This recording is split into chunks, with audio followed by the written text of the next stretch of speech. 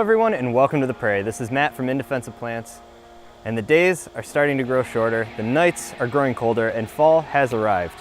There's not a lot to see in terms of flowers this time of year, but there's a handful of plants that still put on a great show, and I hope we can find some of them today. I am, of course, talking about the gentians, these great wonders of the botanical world. Come on, let's go see what we can find.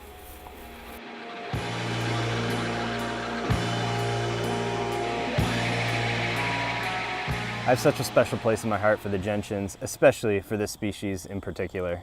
This is the bottled gentian, Gentiana andrewsii, and believe it or not, it's in full bloom right now. Its flowers are closed, although they do open right at the tippy top with enough force. Now bees, especially bumblebees, are the preferred pollinator of this plant. They're the only ones with the strength enough to be able to pry this fused corolla tube open and get down to access the nectar and pollen inside. And that way it ensures that only the strongest, most fittest insects are able to pollinate this plant. Now that doesn't stop others from trying. In fact, if you look at the base of some flowers, you may see little boreholes drilled into the bases. That's where other insects have cheated the system. Little bees and such will come up and nip a hole in the flower and suck the nectar out, essentially robbing the plant of its reproductive success.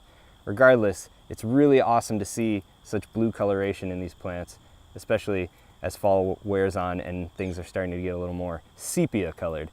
I adore this plant, and I'm really happy to see it doing so well here.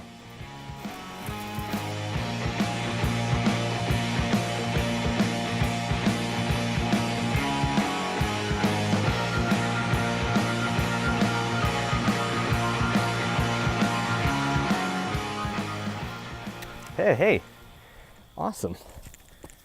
I actually am surprised to see this still blooming. This is obedient plant, Physostegia virginiana, and it's a member of the mint family. You can tell by the opposite leaves and the squared stem and these irregular shaped tubular flowers. But my favorite part about this plant is it gets its name, obedient plant, from the fact that when you push the flowers in any direction, they stay. And to be honest with you, I don't know why. I don't think anyone does. But it's a neat plant, another great one for bumblebees. Those long tubes are good for the long-tongued bees. And it's beautiful. I really can't say anything bad about this species.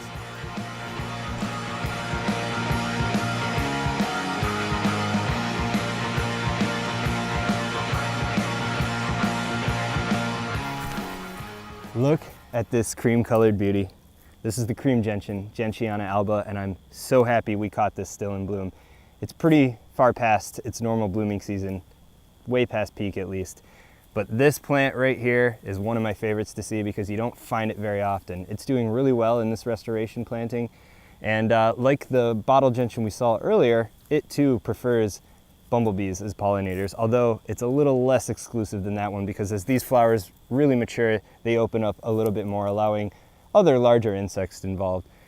Much is the same with the bottle gentian. A lot of cheaters and thieves will come in and clip the bottom of the flower looking for nectar, but here, this one looks like it's pretty safe, although it's pretty late in the year. Really happy to see this plant and show it to you today because honestly, it is one of my favorites. It's beautiful.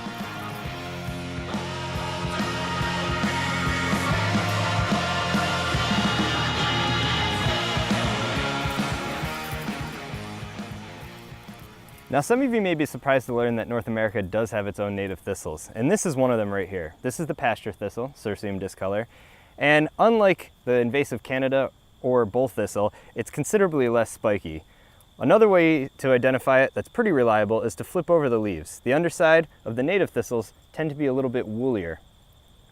Now despite its spiky appearance, when it blooms, it is quite a spectacle, and these composite flowers are a boon for pollinators. Everything is visiting them this time of year because really there's not much left once the goldenrods disappear. It's a nice plant and it takes a little more attention to detail to truly learn to love and appreciate it, but there's nothing better than sitting back and watching all the different pollinators visit these flowers. I truly enjoy my encounters with this species, even if you have to be slightly delicate in your interactions with it.